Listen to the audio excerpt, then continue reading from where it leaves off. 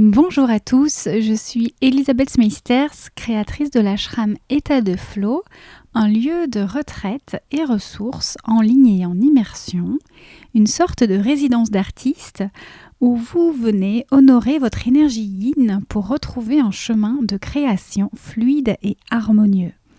Seul ou avec des invités, je vous partage ici des conversations inspirantes, des clés et des pistes de réflexion pour vivre votre art avec confiance et sérénité.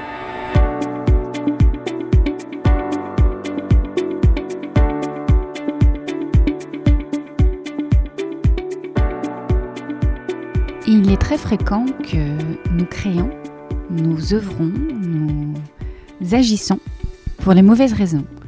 Mon invitée du jour l'avoue ouvertement, elle a longtemps recherché désespérément l'amour dans le regard de l'autre pour arriver à s'aimer soi-même. Jusqu'au jour où elle s'entend dire tout haut, le jour où j'aurai le plus grand des succès, je serai heureuse. C'est le déclic et le début du chemin pour elle. Loubiana est chanteuse, afro-belge, mêlant le jazz, la soul et la pop, elle connaît une première fois la lumière en participant à The Voice Belgique il y a 10 ans, avant de retomber dans l'ombre, comme pour mieux aller voir ses ombres. C'est finalement quand elle rencontre la Kora qu'elle se libère et s'épanouit enfin dans son art, avec la sortie de son premier album, Beloved, en septembre dernier. L'histoire est belle et touchante et nous rappelle que notre propre pouvoir est dans cette introspection, dans ce travail que l'on peut faire sur soi pour évoluer et faire en sorte que certaines choses nous touchent moins et que l'on soit de mieux en mieux dans notre tête, dans notre vie, dans notre être, comme le partage Loubiana dans cet épisode. Pendant longtemps, nous dit-elle, j'ai cru que c'était l'autre le problème, et puis quand j'ai appris à être en paix avec moi-même, et à m'aimer, le problème est parti. Notre échange est riche, à la fois intime et universel. Je ne vous en dis pas plus et je vous laisse avec ma conversation avec mon invité du jour, Loubiana. Bonne écoute.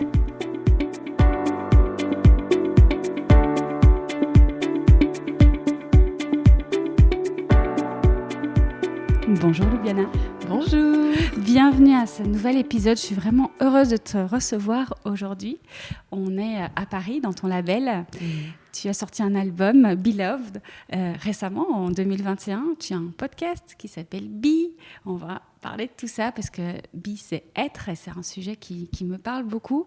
Puis la musique particulièrement, puisque comme les auditeurs le savent certainement, j'ai déjà eu l'occasion d'en parler, j'ai travaillé longtemps dans le milieu musical et recevoir une artiste belge en plus au micro, mais quel plaisir pour moi. Bienvenue. Merci, mais c'est un plaisir partagé. On se le disait avant de commencer qu'on avait notre petite belgitude là qui était en nous, donc c'est trop chouette. L'être Be, c'est tout un chemin. C'est finalement, j'ai l'impression quand j'ai écouté ton podcast que c'est un petit peu ce chemin vers l'être qui t'a été amené à faire un peu malgré toi. Oui, je le dis souvent, mais j'ai vraiment commencé la musique peut-être pour des mauvaises raisons.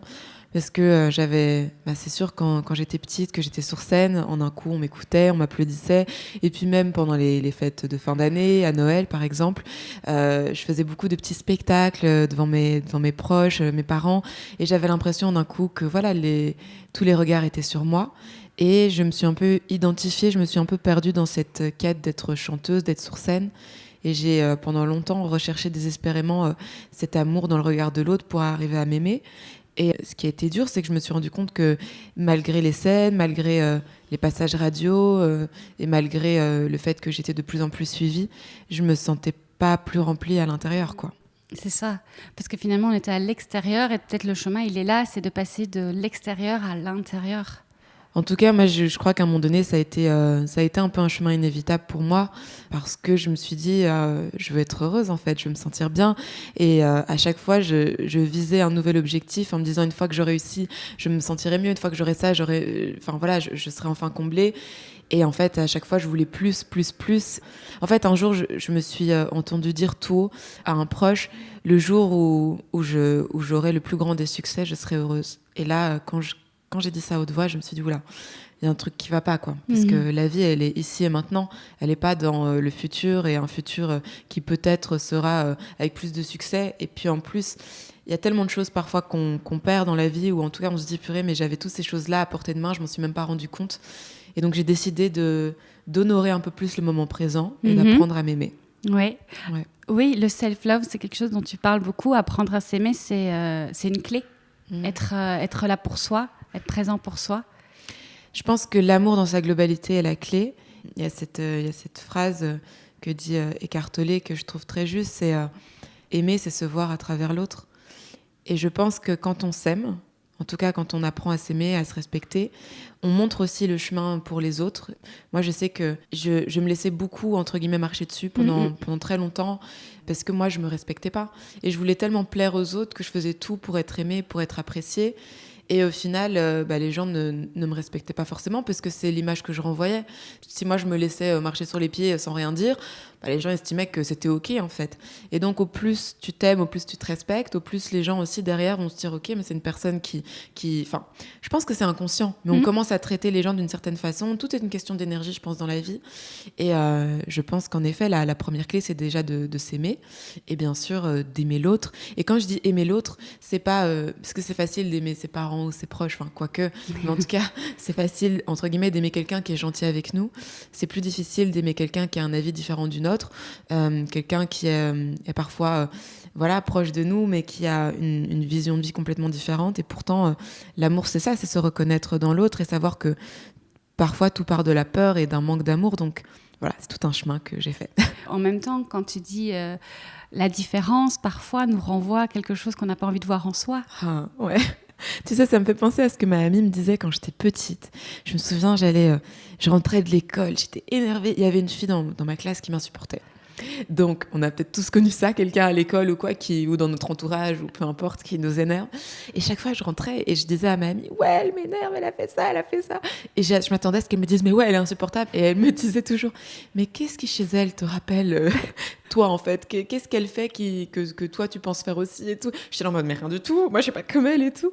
Et déjà, tu vois, à 11-12 ans, j'avais cette conscience de, si l'autre me dérange, c'est qu'il y a peut-être quelque chose que ça réveille en moi, et il y a peut-être quelque chose à explorer en moi, et faire, en fait, ce chemin d'abord intérieur en moi, et pas toujours penser que l'autre est mauvais. Tu sais, je voyais cette phrase souvent, c'est l'enfer, c'est les autres. Oui. C'est ça, cette phrase. C'est ça, mais c'est pas vrai. Même pas du tout. C'est pas du tout ça. Pour moi, c'est pas l'autre. L'enfer, c'est nous, en fait. C'est notre voix intérieure, c'est notre ego, c'est tout le schéma qu'on crée dans notre tête. Ça veut pas dire qu'il n'y a pas de mauvaises choses sur Terre. Ça veut dire que quand on apprend à évoluer de chaque expérience, et quand il y a quelqu'un qui nous dérange, apprendre à surpasser ça, c'est intéressant. Et puis la vie, je pense, nous challenge. Plus tard, peut-être, je te raconterai une anecdote qui m'est arrivée d'ailleurs à ce sujet-là, un peu folle, dont j'ai jamais parlé avant. Bah vas-y. Écoute, donc moi j'ai commencé avec un groupe de musique quand j'avais 16-17 ans. Et pareil, je m'identifie au fait de chanter. Pour moi, je suis la fille avec un afro qui chante du blues, c'est mon truc. Une étiquette. Voilà, mais pour moi, ça me convenait très bien parce qu'il y avait personne d'autre qui faisait ça, donc pour moi, c'était ça ma valeur. À un moment donné, ce groupe fait que j'ai envie d'autre chose, j'ai envie de composer, je quitte ce groupe. Et il y a du coup une nouvelle chanteuse qui vient. Cette chanteuse a aussi des cheveux afro et fait aussi du blues. Donc là, je me dis, mais qu'est-ce qui se passe ? Je ne suis pas unique. Je ne suis pas unique, etc. Et puis, du coup, ça commence à me titiller. Je me dis, mais enfin, ça me dérange que quelqu'un prenne un peu peut-être ma place, j'ai l'impression. Ensuite, je fais The Voice. Belgique en 2011 et 1 ou 2 ans après elle le fait aussi, et du coup je me dis mais c'est pas possible, j'avais l'impression presque que c'était comme une ombre qui me suivait pour me dire il y a quelque chose en toi que tu dois travailler là, il y a un truc, tu vois. Après je fais mes études de musique au conservatoire à Leuven, donc c'est en Belgique mais c'est pas du tout à Bruxelles, c'est pas du tout où j'habite, et 1 ou 2 ans après elle fait la même école de musique que moi. Et en fait j'ai vraiment eu pendant des années ce sentiment en fait qu'il y avait tout le temps ce petit rappel de dire il faut que tu travailles autre chose que juste ton identité en tant que chanteuse, quoi. Il faut que tu ailles ailleurs. Et j'ai vraiment eu l'impression que c'est la vie qui m'envoyait des pics constantes. Et même, c'était au point où dès que j'ouvrais mes réseaux, c'était la première suggestion qu'on me proposait, la première page qu'on me proposait. Et pendant longtemps, j'ai cru, entre guillemets, que c'était l'autre le problème. Et puis après, quand j'ai appris à être en paix avec moi-même, quand j'ai appris à m'aimer, en fait, ce problème, il est parti, quoi. Et je pense que dans le milieu de la musique en particulier, où on entend beaucoup d'artistes, et il y en a beaucoup qu'on n'entend pas, donc ça veut dire qu'il y en a encore plus que ce qu'on entend.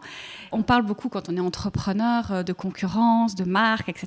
Mais il y a aussi faire attention à ne pas tomber dans le travers, le mental qui viendrait se comparer, qui viendrait essayer d'être meilleur que l'autre et à dire est-ce que j'ai ma place ? Et pour faire ma place, il faut que je pousse les autres. Et en fait, il y a tout un chemin de se trouver soi au milieu des autres. Oui, et je crois vraiment que la comparaison, c'est un schéma mental qu'on a tous, et je pense que même si, moi je le travaille, mais je m'en rends compte, tu vois. Je me rends compte quand j'ouvre les réseaux, que je vois un truc super qu'un artiste a fait, il y a cette voix qui me dit, ouais, mais toi, c'est pas aussi bien, ou tu vois, il y a ce truc-là. Ou la place est déjà prise, qu'est-ce que moi je vais dire de plus ? Ouais, ou peut-être pas spécialement la place est déjà prise, parce que c'est vrai que j'ai quand même cette chance de jouer d'un instrument très rare, et j'ai conscience de faire une musique aussi très, très hybride, mais il y a moins de concurrence, c'est vrai, tu vois, il n'y a pas beaucoup de gens qui jouent de la chorale, c'est l'instrument que je joue, il n'y a pas beaucoup de gens qui font une musique entre pop et musique africaine, etc. Parce que ça aussi, ça a été un chemin, trouver ma voix, trouver mon son, et c'est pour ça que j'ai beaucoup voyagé. Mais la comparaison, elle peut être à plein de niveaux. Elle peut être, en effet, dans qu'est-ce que j'ai encore d'autre à dire, mais elle peut aussi être dans, purée, cette personne a plus d'écoute que moi, ou cette personne vend des plus grandes salles que moi.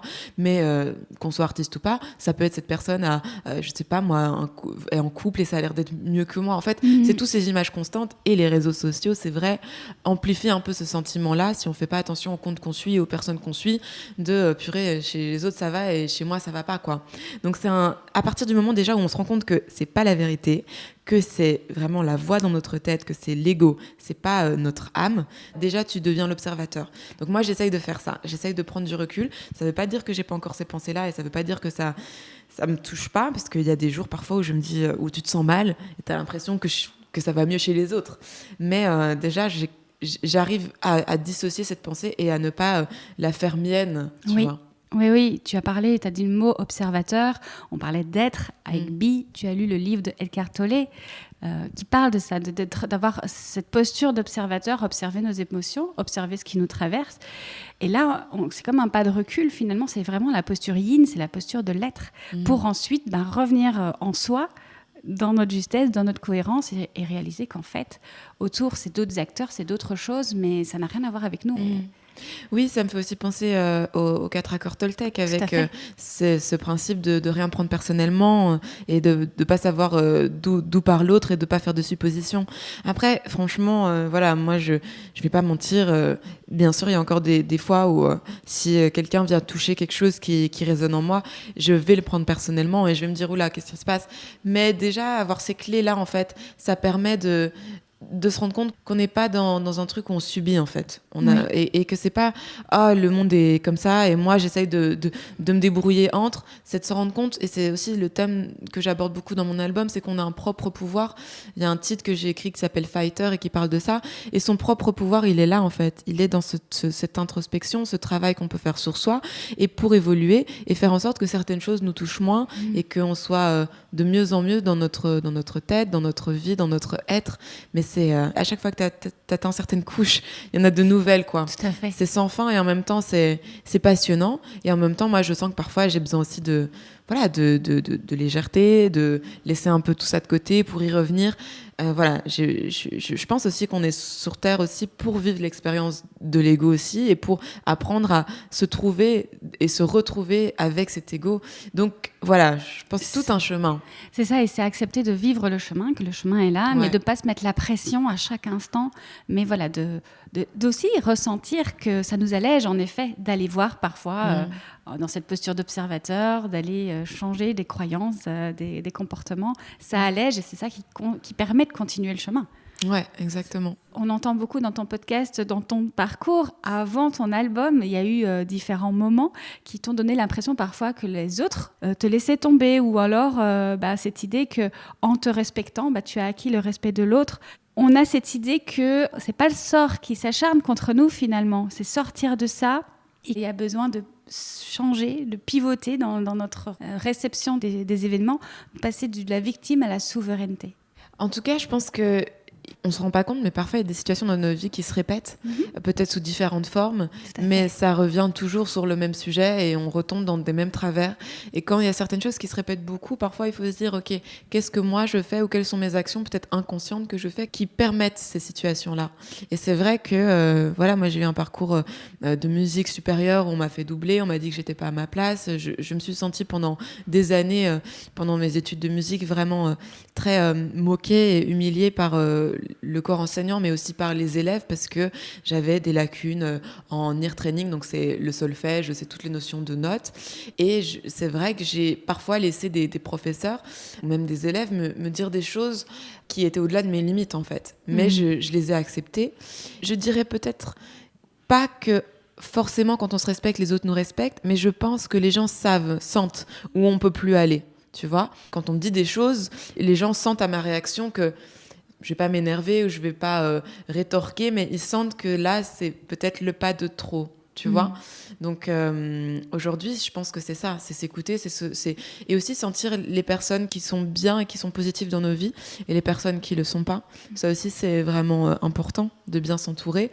Et justement, au plus on est en accord avec nos valeurs, au plus on émane ça, et au plus aussi on va rencontrer des gens qui sont en alignement avec ces valeurs. Tu viens de parler du solfège, tu viens de parler de l'école de musique. On va parler un instant aussi de peut-être dans cette volonté parfois qu'on a d'être dans cette perfection, de correspondre à ce qu'on attend de nous.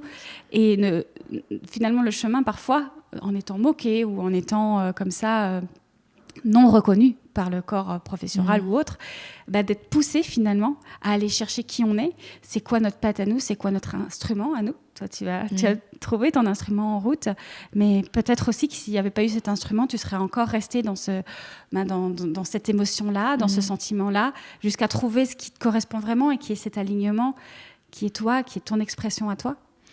Oui, tu le dis tout à fait bien, parce que jusqu'à mes 16-17 ans, je faisais de la musique pour le plaisir, pour mes proches.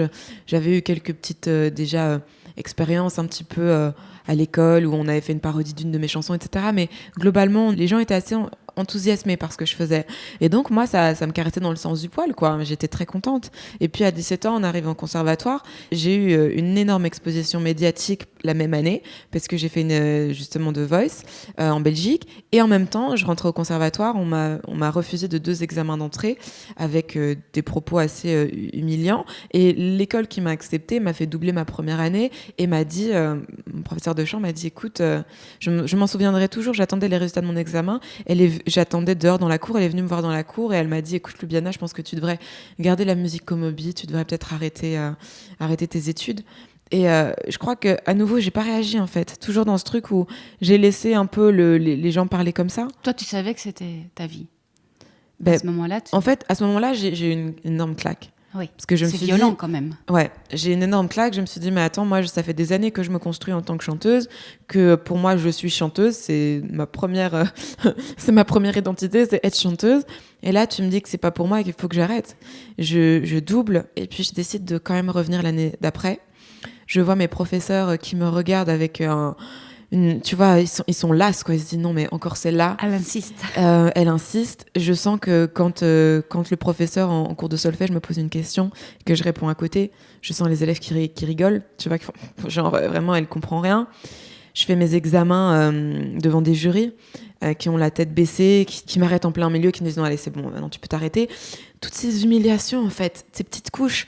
À un moment donné, je me suis dit, mais est-ce que je suis vraiment faite pour la musique ? Est-ce que je m'acharne ? Parce qu'à un moment donné, je me dis, mais moi, je fais pas de la musique pour ça, en fait.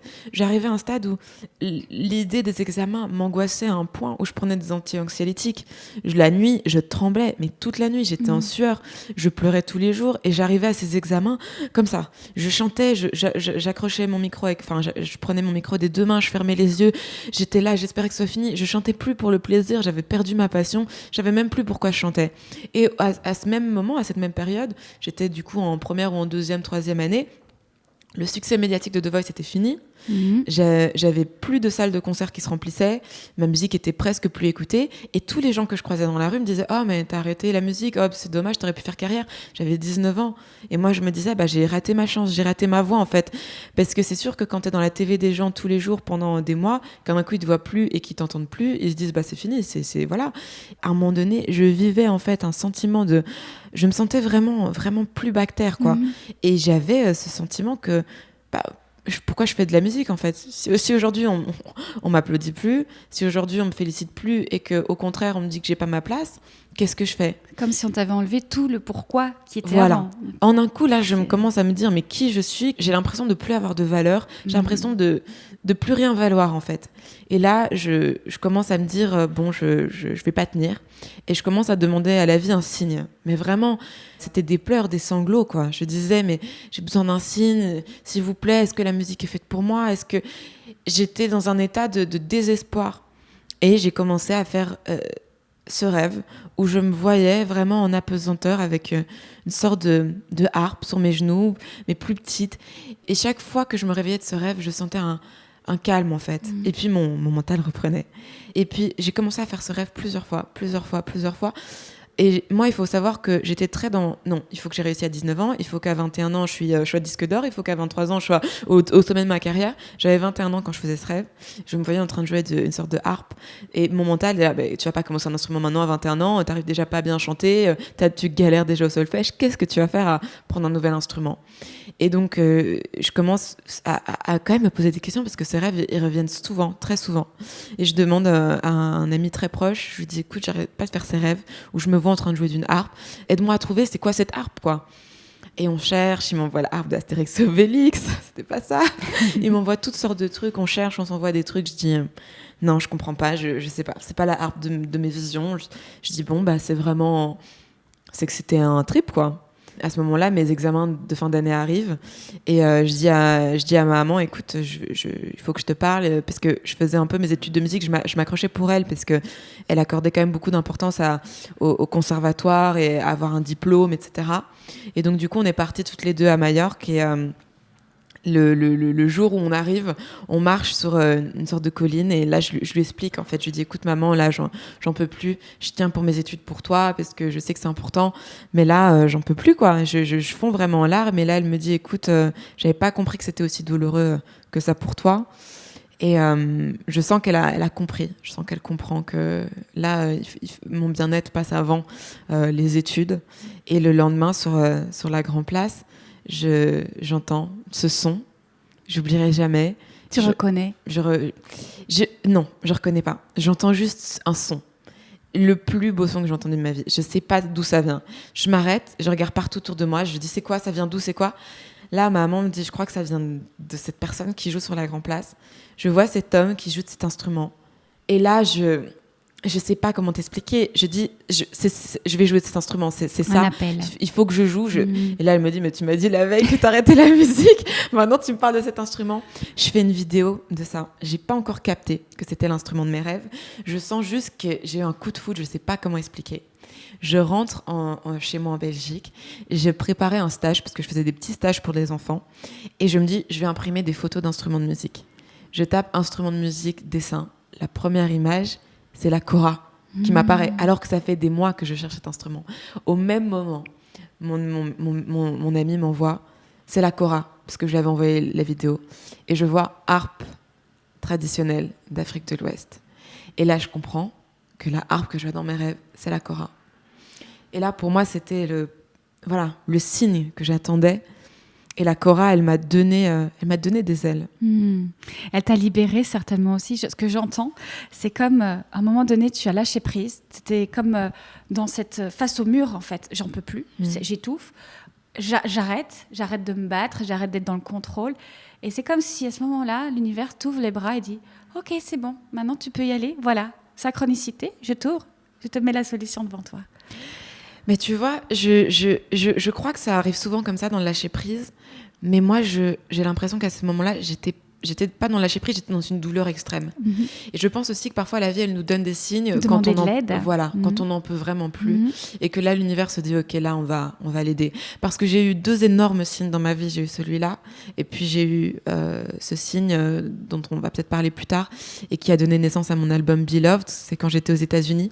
C'était 2 signes où j'étais dans des douleurs extrêmes, et j'ai eu l'impression que parfois la vie, c'est ça aussi. C'est quand vraiment on sent que la vie nous donne juste assez de ce qu'on s'est encaissé. Et je pense que là, j'étais à un stade où vraiment je tenais plus qu'à un fil. Oui, et là, ça a été ce déclic. Quand j'ai découvert la kora, mais en fait, j'ai même pas pensé que j'avais 21 ans. J'ai même pas pensé que c'était un instrument sans partition. J'ai même pas pensé que c'était un instrument qui se trouvait pas, qu'il fallait faire venir d'Afrique. J'ai même pas pensé que c'était un instrument qui était traditionnellement réservé aux hommes, aux conteurs, aux magiciens d'Afrique de l'Ouest. Il y avait plus de barrières. C'était juste moi et cet amour, en fait. La kora, elle m'a libérée. Je suis partie en Angleterre. Après, je suis partie aux États-Unis. En fait, en un coup, il y avait plus de limites parce que je savais que c'était ma vérité. Et là, j'avais plus de doute, en fait. Finalement, on pouvait t'enlever tout ce qu'on voulait. La kora, c'était toi. Ça faisait partie de toi. Et ça t'a libérée. Quand je suis revenue en Belgique, que j'ai dit je veux jouer de la kora, les premières réactions c'était genre pourquoi faire les gens voyaient la kora comme un instrument un petit peu très world. C'était quand d'ailleurs parce que maintenant c'est assez récent où on parle beaucoup d'instruments de sonothérapie, etc. Mais il y a encore quelques années, tout ça, on n'en parlait pas tellement. Surtout que la kora, ça reste un instrument très traditionnel qui n'est pas utilisé dans la pop, qui n'est pas utilisé vraiment en Europe. Et quand il y a des joueurs de kora qui jouent dans des morceaux comme ça a été sur l'album de M O'Malley avec Toumani Diabaté et Sidiki, c'était un jeu traditionnel. Donc il n'y a pas de femmes peut-être plus jeunes de ma génération qui ont utilisé cet instrument. Et donc c'est sûr que quand j'en parle, les gens comprennent pas en fait où je veux en venir. Et je sens même au sein de personnes très bienveillantes autour de moi qu'ils comprennent pas, ils sont là oui mais tu vas pas quand même jouer de la kora et donc là je sens que tu sais, parfois dans la vie, quand tu es en train de changer, quand tu es en train d'éclore et que les gens autour de toi ont une certaine vision de toi, tu te sens bloqué en fait. Oui, et là, je me suis dit, non, j'ai découvert un truc, je veux pas que les gens enlèvent cet enthousiasme que j'ai, enlèvent cette détermination. Et donc, j'ai décidé de partir d'abord en Angleterre, de faire des open mic. Des open mic, c'est des petites scènes ouvertes où tu payes $5 et tu peux jouer tes chansons. Et je me suis dit, vraiment, je suis dans un public qui me connaît pas. Il n'y a pas de, tu vois, il n'y a pas de... D'attente, il n'y a pas d'attente, ils m'ont pas déjà vu avant. Et je vis quelque chose de magnifique qui est, je joue dans des petits pubs où les gens me parlent énormément parce qu'ils sont là, ils font la fête, quoi. Je me retrouve dans des salles bondées où il y a énormément de bruit et quand je commence à chanter, tout le monde se tait. Les gens m'écoutent, les gens m'applaudissent, mais c'est plus un applaudissement de... On t'applaudit parce que tu as été célèbre un jour et qu'on veut t'encourager. Oui, et c'est plus un applaudissement de donnez-moi de l'amour, c'est un applaudissement de merci, on reçoit quelque chose. Avant, ces applaudissements, c'était bravo, allez, on te félicite pour ce que tu as fait, je recevais. Là, c'était un applaudissement de merci en fait. Tu me fais découvrir quelque chose que j'ai jamais vu avant, tu me proposes quelque chose que j'ai jamais vu. Et quand mes concerts, c'est ça, c'est vraiment des contes. À la fois, je parle de la culture africaine, de la culture européenne, je raconte les contes, les légendes, et je sentais que je donnais quelque chose. Et quand j'ai senti que je commençais à donner, c'est là que j'ai senti que je me remplissais de l'intérieur. Quand j'étais dans le service, là, je sentais que j'étais heureuse. D'où le chemin aussi, qui est d'abord aller voir et chercher le regard extérieur jusqu'au moment où tu trouves ton instrument et finalement le regard n'a plus d'importance parce que c'est une relation entre toi et l'instrument et qu'il y ait du public ou pas, et finalement ça ne va pas t'enlever ton instrument. Et à ce moment-là, tu joues d'abord pour toi, pour cette rencontre et puis pour offrir ce que tu as à offrir. Oui, et pour partager cet amour en fait, parce que vraiment moi ce que j'ai découvert avec la kora, pour moi c'est comme... Enfin, je sais pas si t'es fan d'Harry Potter, moi j'adore Harry Potter. C'est comme si tu fais découvrir à un enfant Harry Potter, quoi, aujourd'hui. Mais moi, mes frères et sœurs, ils ont 8, 9 ans. Après, j'ai un autre frère qui a 14 ans. Mais moi, j'étais trop heureuse de leur faire découvrir Harry Potter. J'étais là, mais attends, je vais te montrer un truc, c'est incroyable. Et tu vois dans leurs yeux l'émerveillement. Et moi, je voulais faire passer ça avec la kora, avec ma musique, de regarder ce que j'ai trouvé. Il faut absolument que le monde entier soit au courant. Après, j'ai conscience aussi que, voilà, moi j'ai un amour particulier pour cet instrument aussi. Et puis surtout, avant tout, je suis chanteuse, donc c'est surtout ma musique que je partage, accompagnée de la kora. Mais disons que c'était surtout ça, c'était un désir de partager. Et puis ça t'a donné confiance, ça t'a aidé à prendre confiance, à te dire au moins je suis accompagnée d'un instrument magnifique et si même on n'aimait pas ma voix, peu importe, il y a cet instrument qui vient au départ peut-être. Non, parce que je me suis jamais cachée derrière la kora. Voilà. Tu vois, j'ai pas refait la même chose que j'ai pu faire avec le chant. Je me suis pas dit oui mais la kora. J'ai toujours dit la kora c'est comme une troisième jambe, c'est comme une béquille. Je sais marcher sans. Tu vois, elle est là, elle m'accompagne. Mais si elle est pas là, avant tout, on est tellement plus que ce qu'on fait. Donc moi, je joue de la kora, mais je ne suis pas la kora. Ouais. Et je pense que c'est aussi ce que les gens ont aimé, c'est que, avant tout, je pense que les gens aiment ma voix. La kora, elle accompagne et elle fait qu'elle rajoute une sonorité. Mais la kora, c'est sûr, m'a donné confiance. Oui, c'est ça. La confiance, c'est finalement ce que tu as pu acquérir sur le chemin et peut-être que tu n'avais pas au départ et que Parfois, on prend dans le regard des autres ce qui nous manque, c'est-à-dire la confiance, l'amour de soi, tu l'as dit, et là, tu l'as construit, tu l'as bâti en toi.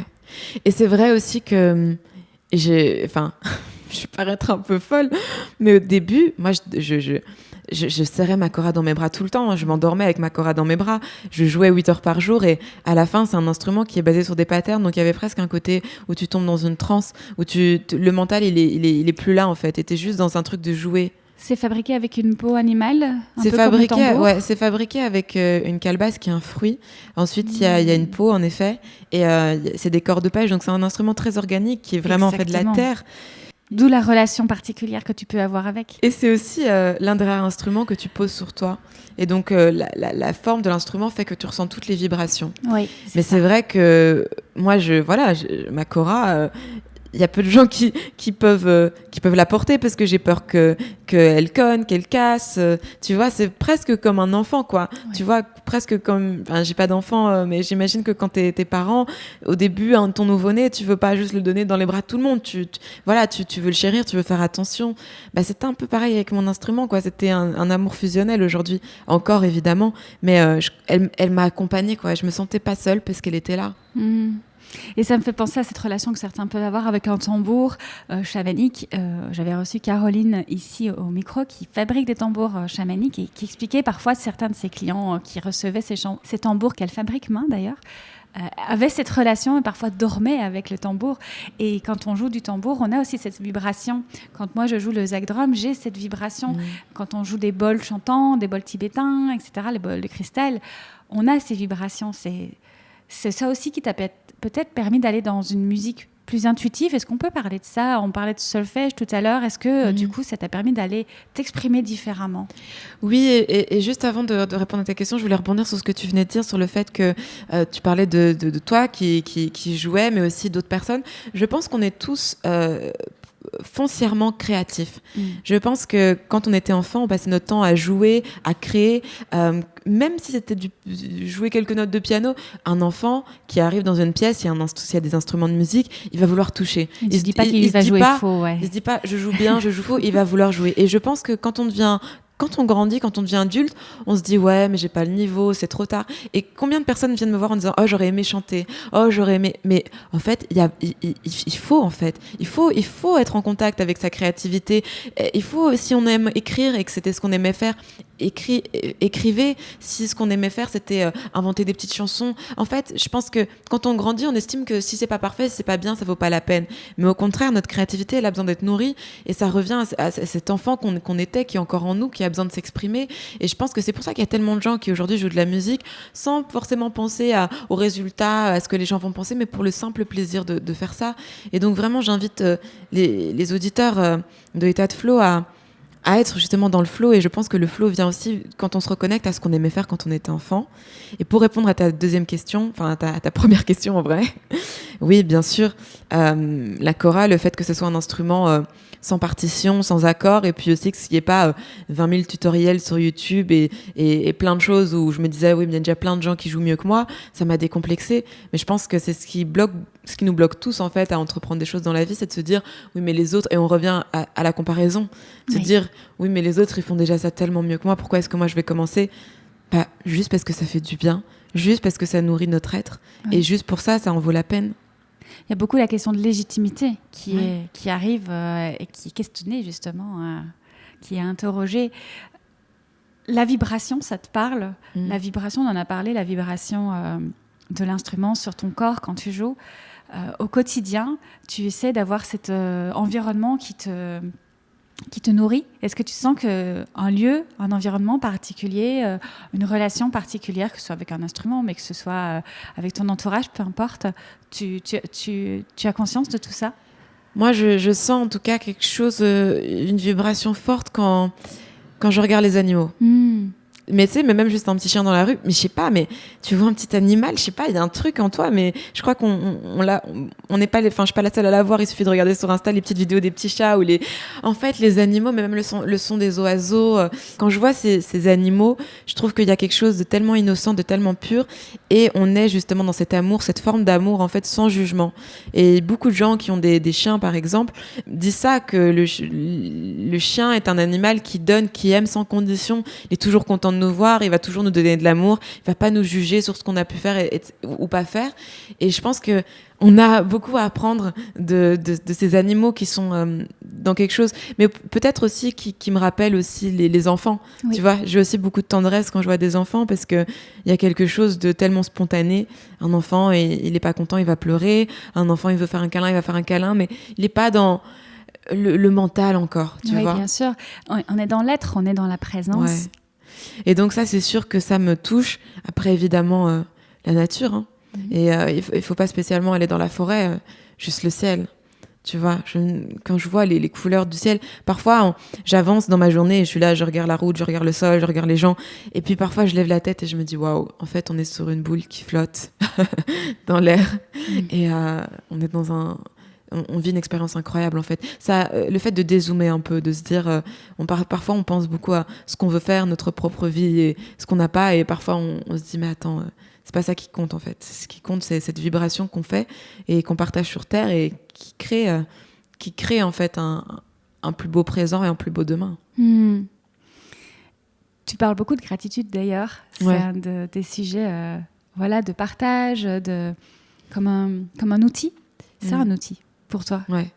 La gratitude, c'est quelque chose que j'ai vraiment, que je pratique maintenant dans ma vie personnelle avec mes proches, le soir avant de me coucher, mais aussi en fin de journée avec mes frères et sœurs, avec mes parents. Je leur demande, on liste ensemble 3 choses minimum pour lesquelles on est reconnaissant. On le dit à haute voix en fait. Cet été, par exemple, je suis partie en vacances avec mes frères et sœurs et mes parents. Et en fait, chacun devait dire à l'autre, donc on était en cercle, quelque chose qu'on aime chez l'autre. C'était beau parce que moi je disais quelque chose à mon frère, mon petit frère disait quelque chose à sa maman, mais ce qui était beau aussi, c'est que par exemple mes parents sont séparés et donc c'est sûr que ça va être plus facile peut-être de dire à nos parents, à nos frères et sœurs ce qu'on aime chez eux, et peut-être par exemple les beaux-parents ou les personnes qui sont pas directement de notre sang, parfois on le dit moins, tu vois, on va moins dire je t'aime. Et là c'était beau en fait de se dire je t'aime mais d'une autre façon, de dire ce qu'on aime. Et par exemple, entendre mon petit frère de 8 ans dire à sa maman, maman, merci d'avoir organisé ces vacances parce que je sais que tu travailles beaucoup et tu as tout bien organisé pour que je sois content et que je passe un bon moment. Tu vois le sourire en fait chez l'autre. Ça, c'est des moments de gratitude. Et la gratitude, elle peut être dans le fait d'avoir partagé un petit moment avec quelqu'un dans le Uber, d'avoir... je sais pas moi, manger quelque chose qui nous a fait plaisir, d'avoir cette discussion comme on a toutes les deux. Ça peut même être le ciel, la couleur du ciel, le chant des oiseaux. En fait, quand on commence à shifter notre attention et à voir toutes les petites choses positives, je sais pas quoi, ça crée un truc à l'intérieur de toi, ça crée de la joie en fait. Oui. Et cette joie, on en a tellement besoin. Tu as lu le livre de Florence Servan-Schreiber, 3 kiffs par jour? 3 kiffs par jour, non? Je te le conseille. J'ai reçu Florence au micro il y a quelques mois et son livre est incroyable et moi m'a beaucoup touchée. En effet, m'a mis sur ce chemin de la gratitude dont tu parles. Noter 3 kiffs, elle parle de kiffs. Ouais. Mais voilà, 3 kiffs par jour. Et en fait, ce qui est cool aussi dans ce titre, c'est que ça décomplexe. Exactement. Parce que il y a quelques jours, j'étais sur RFI et la journaliste me pose une question que j'ai trouvée très pertinente, qui m'a dit t'as pas l'impression d'être un peu perché ou d'être un peu que c'est un peu niais niais de parler d'amour et de bienveillance, que c'est un peu le monde des bisounours. Mais en fait, c'est une question qui est percutante. Parce que, je sais que de parler de gratitude et tout, les gens peuvent dire « Ah, c'est bon, à quoi elle vient ?» Parce qu'on a tendance en tant qu'être humain à mettre l'accent. Et il suffit de regarder les infos, il suffit de regarder même la musique, le texte de certaines musiques, ou même les films, et sans jugement, parce que franchement, il faut de tout. Moi, j'aime aussi Enfin, je veux dire, il faut pas tout le temps parler de gratitude dans la bienveillance, mais je dis juste que on va plus vite regarder s'il y a un accident, on va plus vite regarder s'il y a des clashs. Il y a un truc en nous, tu vois, quand tu vois des clashs à la TV, je sens un truc en moi qui est là en mode qu'est-ce qui s'est passé, et je sens que j'ai envie de donner mon avis, et que j'ai envie de me sentir cet ego qui a envie de se sentir supérieur, qui a envie de s'exprimer et de montrer regardez. Mais faire débat, et être dans la politique ou la polémique, ou tu vois, toujours être dans un truc de oui mais c'est moi qui ai raison, etc. Et il suffit de regarder la situation actuelle, ce qu'il faut faire, ce qu'il ne faut pas faire. On est constamment dans des débats, et à un moment donné c'est aussi bien de se dire ok, qu'est-ce qui se passe aujourd'hui, et pourquoi est-ce qu'aujourd'hui j'ai de la chance d'être sur cette terre, je me lève, j'ai de la chance et je vais honorer cette journée et cette chance que j'ai d'être sur la terre. Et je le dis et je le redirai, moi, ça me va, tu vois, qu'on dise que je suis perchée, si c'est ce qu'on veut dire, mais à un moment donné, ça doit pas être compliqué, en fait, tu vois. Je suis pas une sage et je vis pas dans les montagnes et je fais pas des séances 10 fois par jour. En fait, c'est quelque chose qui est accessible à tout le monde, tu vois, peu importe le domaine, même si on croit, on est très cartésien, ou, tu vois, c'est pas quelque chose qui est donné à un certain type de personnes, et ça rend pas la vie plus triste ou codifiée. J'ai un proche qui m'a dit oui mais tu te fais kiffer quand toi? Mais je me dis mais tous les jours je kiffe, tu vois. C'est pas parce que je pratique la gratitude, c'est pas parce que j'écris le matin les choses pour lesquelles je suis reconnaissante que je fais des affirmations quand d'un coup je m'empêche de profiter de la vie. C'est pas pour ça que je vais pas kiffer regarder je sais pas moi, Squid Game, et que je vais pas, tu vois. Presque au contraire, en fait. Mais c'est ouais. comme se mettre du sel sur de la saveur supplémentaire qui se prolonge, Ouais. et qu'on garde et qu'on vient intensifier et conserver en soi dans nos mémoires. Parce qu'il y a aussi tout ce qui est la mémoire que le corps garde. Vaut mieux garder les bonnes choses, ce qu'on a bien vécu, bien ressenti, plutôt que les émotions moins sympathiques. Voilà, évidemment. Mais oui, et puis le développement personnel, ou en tout cas la quête de spiritualité, ça doit pas être un truc ennuyeux. Non, c'est chacun le prend comme il veut. Je me considère comme une jeune femme de mon époque. Je me dis pas que non, je suis complètement réticente à plein de choses. Par contre, je sais quand il y a des choses qui me nourrissent et qui me rendent plus heureuse. Et pourquoi s'en priver? Puis il suffit d'essayer. Ceux qui n'ont pas encore et qui nous écoutent, qui n'ont pas encore essayé, voilà, essayez, dites-nous. Dites-nous. Tout ça, ça nous mène à l'état de flow.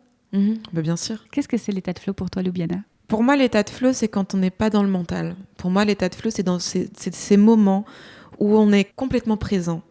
Il y a des gens qui l'ont par l'adrénaline, par le sport. Il y a des gens qui l'ont par la méditation. Il y a des personnes qui l'ont en regardant un film, quelque chose qui nous procure de l'émotion, en écrivant, en peignant. Pour moi, l'état de flow, il est presque intrinsèquement lié à la créativité, ou en tout cas à l'expression de l'être. Donc, bien sûr, ça peut être du sport à haut niveau. Moi, j'ai hyper peur, j'ai le vertige, mais j'imagine que si tu fais le saut à l'élastique, tu es complètement dans le flow, en fait. Parce qu'il n'y a plus rien il suffit de s'imaginer sauter en élastique. Je pense qu'on sent une émotion incroyable, c'est l'adrénaline. Moi, l'état de flow, je l'ai quand je suis sur scène, je l'ai en concert, quand je suis tellement dans le moment présent que c'est comme une bulle, en fait, avec les gens. Mais je l'ai aussi quand je compose et qu'il y a des moments où la musique, elle vient, en fait. C'est comme un flow. Il y a pas de bloc. Je l'ai pas tout le temps, parce que parfois tu composes et tu réfléchis à beaucoup de choses. Je peux l'avoir quand je médite. Je peux aussi l'avoir quand j'écris, quand je crée. En fait, tous ces moments où on est présent, complètement présent. Quand tu es. Voilà, exactement, oui. Ça rejoint mon podcast et ça rejoint ton podcast. Ça rejoint aussi l'album que j'ai créé, Beloved. C'est en fait quand tu es. Mais je pense que c'est presque impossible. Enfin, c'est possible, mais je pense que c'est très difficile d'être constamment dans le flow. Et c'est pas l'objectif, encore une fois. Et c'est pas l'objectif. L'objectif, je pense, il est plutôt dans comment on vit ce qui nous arrive. Voilà. Et comment tout à l'heure, tu parlais de l'enfer, c'est les autres. C'est plutôt cette phrase qui nous dirait, c'est pas ce qui nous arrive le problème, c'est comment on prend, on observe, on reçoit ce qui nous arrive. Exactement. Et après, moi, l'état de flow aussi, je l'ai quand je voyage, quand je suis avec des cultures différentes. Là, j'ai été au Sénégal. C'est incroyable, tu vois, tous ces moments-là.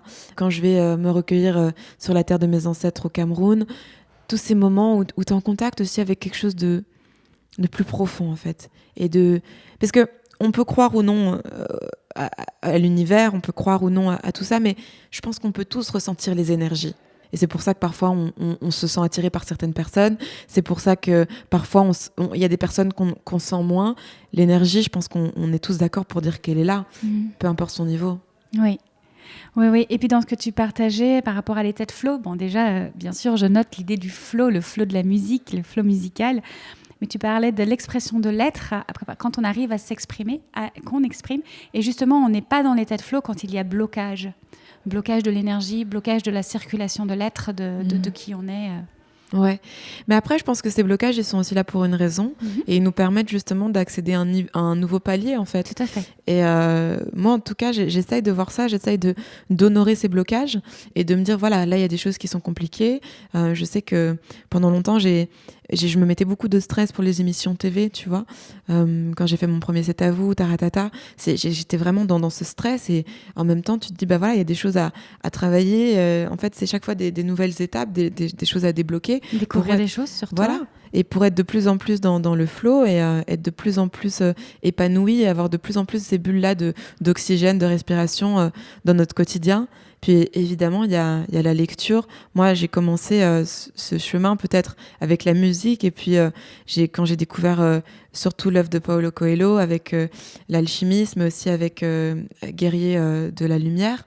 Mais pour moi, quand j'ai commencé à être en contact avec ces œuvres qui sont très poétiques, qui sont très accessibles et qui en même temps font réfléchir, c'est un peu comme Le Petit Prince, tu vois, c'est tous ces romans en fait qui peuvent être lus presque par des enfants parce que c'est très simple, c'est accessible et en même temps qui nous ouvre le champ des possibles. Et aujourd'hui, je me verrais pas ne plus lire, tu vois. Même 5 minutes par jour. Hein. Et pourtant, pendant des années, je pensais pas être une lectrice. Et dès que je lisais, j'avais cette voix qui me disait « Oh, tu perds ton temps, qu'est-ce que tu fous ?» C'est comme les instruments, finalement, c'est trouver la bonne lecture, c'est trouver le bon instrument, la relation, elle est là. Voilà. Et sans forcément se dire « Je vais faire de la musique, donc maintenant, je vais prendre des profs et je vais faire des... » Non, juste prends 5 minutes. Si t'aimes jouer du piano, prends 5 minutes pour jouer du piano, tu vois. Juste... faire résonner finalement. Voilà. Je pense que la plupart des gens qui aiment, c'est de l'expression, mais aussi c'est ce que ça nous renvoie en son, une vibration. Ouais. Quand moi, j'ai fait tellement d'années dans les concerts, c'est cette puissance vibratoire qu'on reçoit. Et pareil quand on joue. Ouais, et j'ai aussi lu un livre récemment qui s'appelle The Artist's Way, je pense que c'est Libère ta créativité en français, et il y a un super exercice qui est de lister en fait 5 ou 6 choses qu'on a toujours voulu faire, qu'on aurait aimé faire, et en fait les faire. Tu vois, ça peut être une fois par mois te dire en fait ça peut être ça fait longtemps que j'ai plus été au cinéma, va au cinéma, mais ça peut être aussi j'aurais bien aimé faire du piano, fais du piano en fait, sans forcément réfléchir. Et la question de légitimité pour moi elle a pas tellement de sens, parce que pourquoi un tel ou un tel est légitime, c'est juste à force de faire les choses se développent. Tu vois, moi est-ce que je suis légitime à faire un podcast? Tu vois, j'ai pas fait des études de journalisme, j'ai pas fait des études pour être écrivaine. En même temps, tu le fais, et puis après, ça résonne avec des gens, et c'est ça qui est beau. À partir du moment, de toute façon, où ça va être cohérent avec soi, ce sera cohérent pour les autres. Exactement. C'est pas faux, ça ne sonne pas faux, ça ne peut pas sonner faux. D'ailleurs, en parlant de sonner faux, j'ai eu une prof de yoga qui un jour m'avait expliqué que quand on chante les mantras, peu importe finalement ce qu'on va chanter, mais ici, pour le cas, c'était le mantra, on ne peut pas chanter faux à partir du moment où on chante avec le cœur. Et c'est la même chose avec tout ce qu'on fait. Et d'ailleurs, souvent, quand on écoute de la musique, par exemple africaine ou même indienne, ou peu importe, qui vient d'ailleurs que l'Occident, en tant qu'occidentaux, on peut se dire « Oh là, ça sonne faux ». Parfois, quand on entend les voix, les harmonies africaines, on se dit « Oh, mais qu'est-ce qui se passe ? C'est pas vraiment harmonique ». Eh bien, en fait, c'est juste que nous, quand on accorde nos instruments, il y a un certain type de fréquence. Je pense on est sur du 4 Hz, quelque chose comme ça. Eh bien, on accorde sur une fréquence. Et notre oreille s'est habituée, depuis toujours, à entendre un certain type de fréquence. Mais en Afrique, on n'accorde pas avec des accordeurs, on accorde à l'oreille, on accorde sur la voix. Tous les instruments sont basés sur la voix. Et donc, à partir de ce moment-là, il n'y a plus de fréquence. Et donc, nous, quand on va écouter une gamme arabisante ou une gamme indienne ou même chinoise, on va pas comprendre parce que ça sort de ce qu'on a l'habitude de faire. Et donc, nous, on va juger que c'est faux. Mais c'est pas faux. C'est juste qu'on n'a pas l'habitude. Ça a tellement rapport avec tout ce qu'on vient de partager, finalement, oui. Le regard de l'autre, qui parfois nous est renvoyé comme ce que tu fais sonne faux par rapport à la société, par rapport à ce qu'on attend de toi, mais c'est juste parfois juste différent de ce qu'ils ont eu l'habitude de voir, d'entendre. Oui, et je pense que rien n'est juste, rien n'est faux. C'est chaque fois une question de perception, et il faut faire ce qui est juste pour soi. Mais ce qui est génial, et enfin, j'aime bien, c'est ce qu'a dit Miles Davis, qui, pour moi, est l'un des musiciens les plus impactants de son époque, qui a dit « Une note n'est jamais fausse tant qu'il n'y a pas la deuxième ». Exactement. Et donc, quand on joue une note, même si on peut penser qu'elle est fausse, entre guillemets, mais qu'on la joue avec conviction, qu'on fait résonner cette note, si maintenant je te fais une note complètement fausse, mais que je la fais avec conviction, tu vas y croire. Et je pense que c'est ça qui fait écho dans nos vies. Quand on fait quelque chose, même si de prime abord, on peut se dire « c'est pas juste, c'est pas ce qu'on attend de nous », mais qu'on le fait avec conviction, ça devient juste. C'est notre vérité et les gens sentent que c'est vrai. Ce qu'on peut retenir de ce parcours, de ton cheminement vers l'être, vers le be, c'est l'amour de soi et c'est la confiance en l'autre, en l'univers, mais en soi aussi. Et on arrive au Beloved, ton album. Oui, en fait, vraiment, s'il y a un mot que je devrais utiliser, mais pour moi, même le mot ultime, si je devais décrire le but de la vie, c'est l'amour. C'est vraiment l'amour. Et cet amour, c'est bien sûr s'aimer soi, c'est s'aimer l'autre, c'est aimer notre terre, c'est respecter la nature, c'est respecter les animaux, c'est faire ses actions avec amour. Et l'amour, c'est se rendre compte que si on n'est pas bienveillant avec soi, on n'est pas dans l'amour. Si on juge, on est dans la critique, on rejette, on n'est pas dans l'amour. Si on détruit notre terre, si on a des actions qui sont à l'encontre de notre écosystème, on n'est pas dans l'amour. Et ça ne veut pas dire qu'on est toujours dans l'amour, parce que bien sûr, comme je disais, l'ego est là, la jalousie, la comparaison, le rejet, tout ça est là. Mais quand on revient à cet état d'être, quand on revient à l'essentiel, quand on essaye d'être le plus souvent dans l'amour, pour moi, c'est une vie réussie. Une vie réussie, c'est une vie où on donne, où on partage et où on s'aide les uns les autres.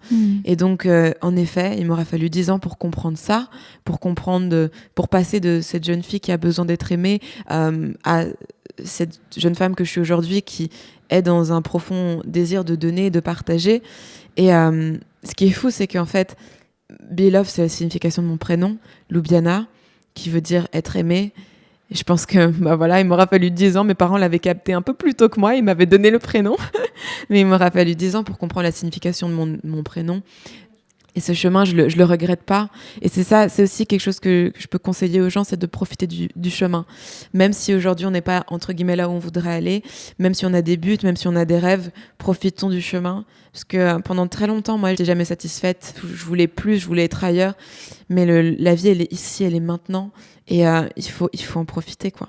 Je te propose que ce soit le mot de la fin et d'inviter les auditeurs à aller découvrir, ce n'est pas encore fait, ton album sur toutes les plateformes, dans les magasins aussi, et puis ton podcast Be également sur toutes les plateformes. Oui, et puis aussi, je vous invite à me rejoindre sur scène. Hein. Évidemment, toutes les dates sont annoncées sur mes réseaux, parce que je pense que c'est là où on est vraiment le plus dans l'état de flow, c'est quand on partage la musique vivante. Et je ne peux que recommander la scène. Si un jour j'ai connecté avec la musique, c'est bien parce que je suis allée voir des artistes sur scène. Et sur Instagram, tu es très active. On peut t'y retrouver aussi. Oui, sur les réseaux, voilà. Et merci beaucoup à toi. Merci pour cet échange que j'ai trouvé super chouette, très, très unique en fait. C'était super de pouvoir aller plus en profondeur sur cette thématique qui me touche beaucoup, sur cet état flow. Et puis, prochaine fois que tu viens en Belgique ou à Paris, en France, quoi, tu me dis, hein, je t'invite en concert. Avec grand plaisir. Merci beaucoup, Loubiana. Merci à toi. Bientôt. À bientôt.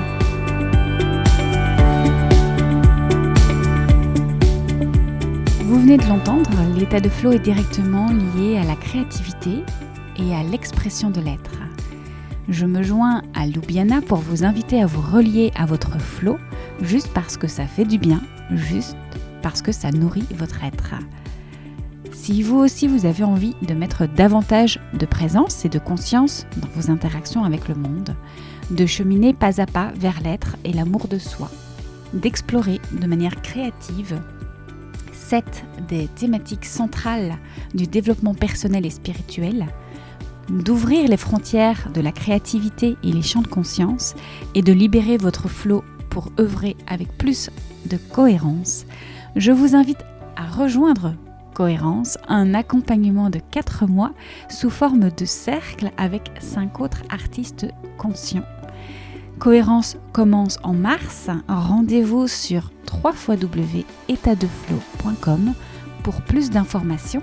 N'hésitez pas également peut-être à m'écrire directement sur les réseaux sociaux. On se retrouve sur @étatdeflow_podcast ou encore @ElisabethSmithers tout attaché. Je vous mets les liens directement dans les notes de l'épisode. Merci d'avoir écouté cet épisode jusqu'au bout. Je vous retrouve très bientôt pour un nouvel épisode.